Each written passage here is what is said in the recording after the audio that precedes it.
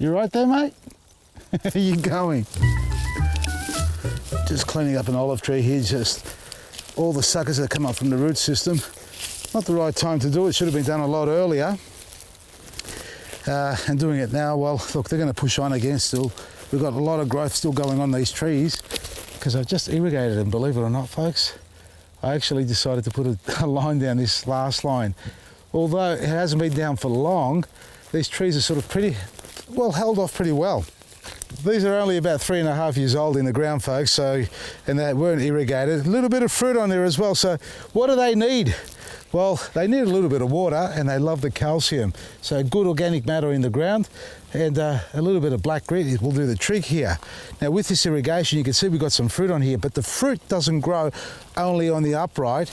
Well, it actually grows on the laterals, on the branches that are slightly hanging over. You can see we have got some fruit here on these uprights, but let's go and check out some other trees which have got different shapes and we'll see the quality of the production from those trees. This one here is a Kalamata. Obviously it's a lot older than the other one you saw there. So these are one of the 3-4 that I've got here were rescued trees and I've brought them back to good health. Now, normally I wouldn't let it grow in this shape here, folks. I would probably take the top off, but because it's actually producing so much good fruit, I haven't done that. Now you can see we've got a central leader going up there, but we've got all these laterals coming out, these side branches, they're overarching. And where they overarch is where you get beautiful clusters of olives growing on there. Look at the fruit here. Still a little bit small because these don't ripen until late autumn, early winter. And that's when you'll start to see the colour changing on them. And the best time to harvest them, well, you're just going to have to wait. And I'll tell you then. But what I am going to do with this one in winter, folks, after I've harvested, is basically take these uprights off because I don't want it to grow any taller than that, really. I want to bring it up, say, let's say it reaches this height, about 6 and a bit metres. Almost 7, let's say, and that's the overarching that I get from there. None of that stuff up there. How am I going to get that? Like this. Oh, I've got an idea. Why don't we tie it down? All right, we're not going to do it now. For another segment, we're going to tie this down. Beautiful, look at that, arching over. It's already got fruit on it. It'll try to grow up again. Beautiful, maresi. So what we're standing next to here, folks, is UC13A6. This one's C3PO. Well, no, this one here is C3PO, and that's Darth Vader. And this is Malacca. This type of fruit, you can see it's not long, elongated like the Kalamata olive. This is slightly round. Well, actually, it is round because, from memory, if I'm not mistaken, this is a 13A6 olive. A little bit small still. It's almost like the Mission. But this tree, as you can see, it's just got nothing but upright growth. So we're going to take all that out and try and get it to grow outwards as well. We've got a little bit of fruit at the bottom here. See this? It's not too bad. I mean, it's actually pretty average. But just to give you an idea, see, these are the outward branches, the overarching branches, the laterals. That's where you get your fruit. But this tree looks like it's seriously suffered from dehydration earlier on. That's why it hasn't set its fruit. But let's go and see the other ones. The smaller ones are actually doing a lot better. Bugger me. This has got a lean on it.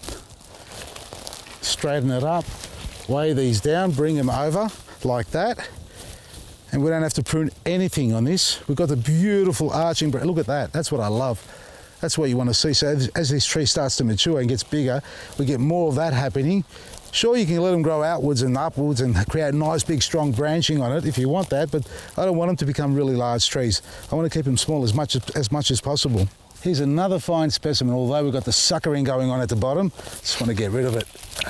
I'll be doing this forever and a day, folks. Once it starts, it's almost inevitable to be there for life. But just got to persevere, and keep the tree under control. Hydrate them, lots of compost and lots of water, and they'll be very, very grateful. Now, olive trees really do require the calcium to be able to set the fruit properly on them and maintain it and grow it properly. And I found over the years from trials and errors, using black grit with the compost and the superfood really does bring a good combination of feeding for these sort of trees. And look at that. What can I say? The proof's in the pudding there, folks. 3-year-old tree, very little water, arid conditions, which they're pretty okay with, and yet we're getting a handful per little branch.